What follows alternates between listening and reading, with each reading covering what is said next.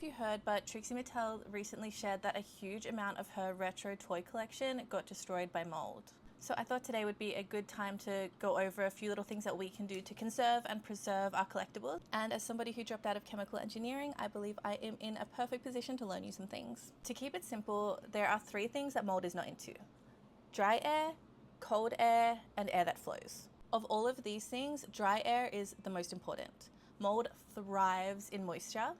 So we need to take steps to make sure our spaces are not humid and are not damp. To help the room itself, you can put 1 or 2 dehumidifiers around the room, or if it's a smaller space, you can put in those little moisture absorbers like Damp-Rid. If you keep your collectibles in plastic tubs or acrylic cases, do not get complacent.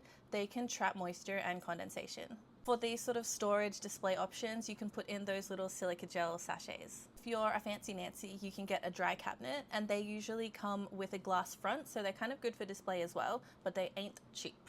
Once you have this sorted, you need to start thinking about airflow.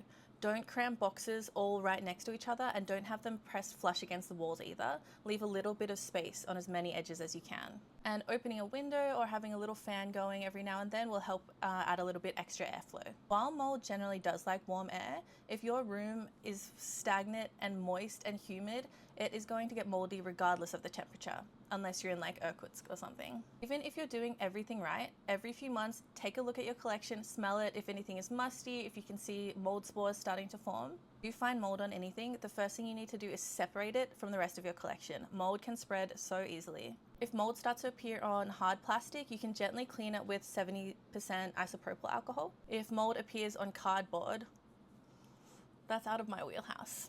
I dropped out, remember? These are some of my tips for looking after your collectibles, but what about you guys? What do you guys use?